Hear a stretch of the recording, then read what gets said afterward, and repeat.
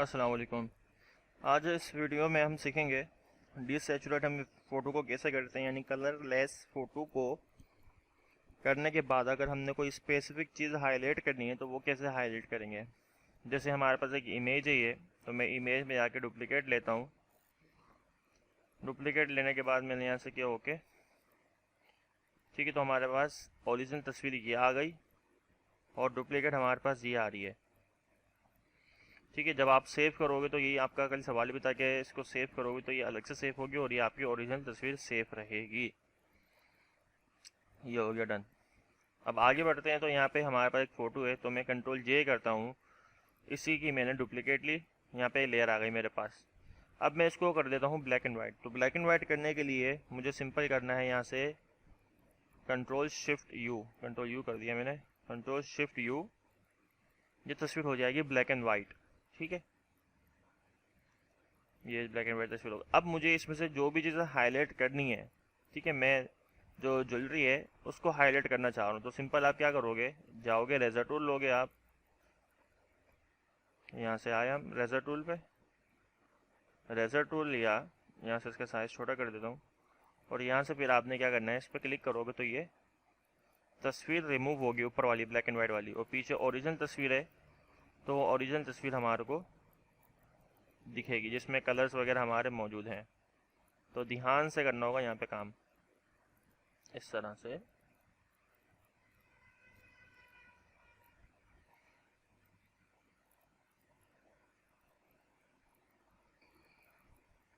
Same यहाँ पे भी,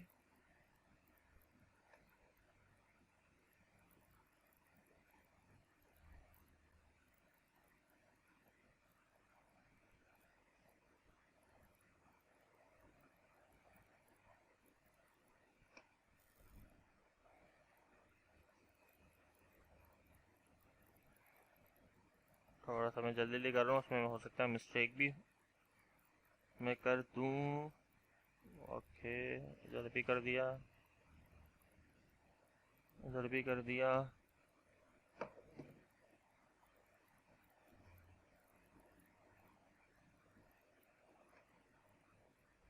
ठीक है। अगर आप ज्वेलरी हाईलाइट नहीं करना चाह रहे, आप अपनी आइस हाईलाइट करना चाह रहे हो तो आइस पे आ जाओ,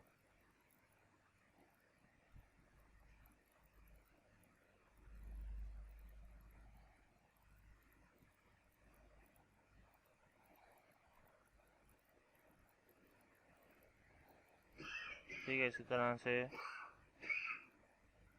ये हाईलाइट करना चाह रहे हो तो यहाँ पे माउस पे कंट्रोल अच्छा होना चाहिए, तो तस्वीर आपकी अच्छी नज़र आएगी, वरना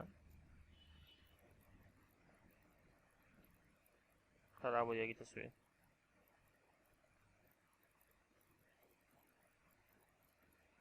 ठीक है, हिल गया मेरा हाथ।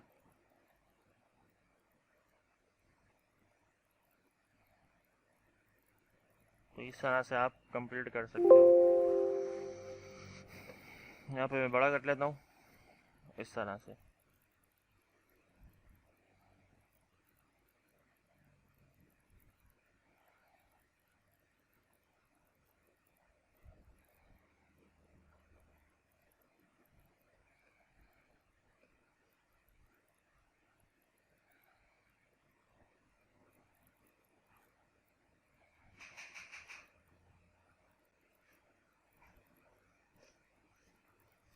इस तरह से आपने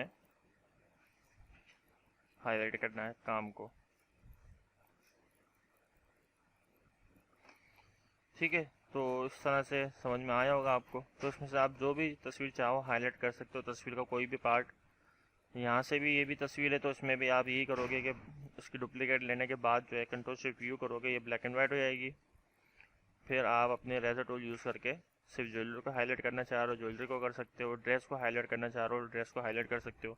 ये ज़्यादातर यूज़ होता है जो ज्वेलरी वगैरह सेल करते हैं या ड्रेस वगैरह सेल करते हैं, तो वहाँ पे ये यूज़ किया जाता है ऑप्शन, ताकि आप सिर्फ मॉडल को हाईलाइट नहीं कराओगे, सिर्फ आप ड्रेस को हाईलाइट कराओगे, ठीक है। तो तस्वीर हमारी पहले ऐसी थी, ठीक है। जब आप सेव करोगे तो ये तो तस्वीर अलग ही है और ये आपकी तस्वीर अलग सेव होगी। एक दूसरा तरीके मैंने बताया था कि जब आप इमेज पे जाते हो और यहाँ से डुप्लीकेट इसकी डुप्लीकेट लेते हो, यहाँ से डुप्लीकेट ले ही मैंने लेयर की, ठीक है। इसके यहाँ से इमेज में आके डुप्लीकेट नहीं ली मैंने, यहाँ पे कंट्रोल जे करके लेयर की डुप्लीकेट ली। जब आप इसको सेव करोगे, कंट्रोल एस, जब आप सेव करोगे तो ये PSD में सेव होगा, यानी कि जो आपकी तस्वीर है वो अलग ही रहेगी और इसको आप अलग से सेव करोगे, ठीक है। और जब आप यहाँ से डुप्लीकेट ले ही लोगे, जब डुप्लीकेट ले लोगे तो फिर तो आपका काम अलग ही होना है सेव, लेकिन वो सेव होगा एज अ पिक्चर, ठीक है। अगर आप डुप्लीकेट नहीं लेते हो, अगर मैं अभी कंट्रोल एस करता हूँ तो ये तो PSD में ही सेव होगा, फोटोशॉप की फाइल में होगा। अगर मैं उसकी कॉपी नहीं लेता तो फिर ये JPG में ही होती सेव। जैसे कि मिसाल के तौर पे ये मैंने इसकी डुप्लीकेट ली और इसके ऊपर मैंने कोई चेंजिंग की, ये चेंजिंग कर ली मैंने, ठीक है। अब मैं कंट्रोल एस करता हूँ तो ये JPG के अंदर ही मुझे सेव करने का ऑप्शन देगा। और अगर मैं कंट्रोल जे करके डुप्लीकेट ले लेता हूँ फिर मैं सेव करता हूँ तो ये मुझे फिर फोटोशॉप के फाइल को कहेगा कि सेव करें। तो दोनों सूरतों में काम सेम है, ठीक है। कंट्रोल जे करने से क्या हो रहा है, क्योंकि एक लेयर अलग बन रही है तो यहाँ पे हम काम को चेंज कर सकते हैं, तो इसलिए वो फोटोशॉप का ऑप्शन देता है। तो याद रखिएगा, जब भी आप ओपन करते हो तस्वीर, अगर आप उसको कंट्रोल जे कर लेते हो तब भी आपकी तस्वीर सेफ रहेगी ओरिजिनल, ठीक है। हाँ, अगर आपने तस्वीर को ओपन किया और काम करने के बाद सेव किया, कोई भी आपने एडिशनल काम नहीं किया, इसमें लेयर नहीं बनाई, आपने बस ऑब्जेक्ट को रीटच किया है, तो जब आप सेव करोगे तो वो उसी तस्वीर को ओरिजिनल तस्वीर में सेव कर देगा। तो ये ट्राई करके चेक करना आप सेव करके, ठीक है। डायरेक्टली ओपन करके काम वाम करके कंट्रोल एस करोगे तो वो आपको ऐसा तस्वीर सेव करने का कहेगा, तो आप सेव कर दोगे तो वो ओरिजिनल तस्वीर में ही सेव हो जाएगा। अगर आप यहाँ से इमेज में आके डुप्लीकेट लेते हो तो दोनों कैनवस ही अलग हो गया, तो ये तो सवाल यहाँ पे बनता ही नहीं है, ठीक है। अगर आपने तस्वीर को ओपन किया, कंट्रोल जे किया डुप्लीकेट, तो तब आपकी फाइल फोटोशॉप में सेव होगी, तो वो तस्वीर आपकी ओरिजिनल वैसी की वैसी रहेगी। तो ये रीटचिंग के जितने भी चैप्टर थे वो हमारे कंप्लीट हो गए। फिर हमारे 2-3 लोगो बचे हैं जिसके अंदर हमने ग्रेडियंट इफेक्ट को पढ़ना है। फिर हमारे ब्लेंडिंग ऑप्शन हो गए, ब्लेंडिंग ऑप्शन को फिर हम पढ़ेंगे। फिर उसके बाद जो है वो हमारा थोड़ा सा और आगे का एडवांस काम स्टार्ट होगा। तो फोटोशॉप आधा हमने कंप्लीट कर लिया है, बस थोड़ी सी और चीज़ें रह गई हैं, उनको कंप्लीट करने के बाद फिर हमारा कोरल ड्रॉ स्टार्ट होगा, ठीक है। मिलते हैं फिर नेक्स्ट वीडियो में नए चैप्टर के साथ। अल्लाह हाफिज़।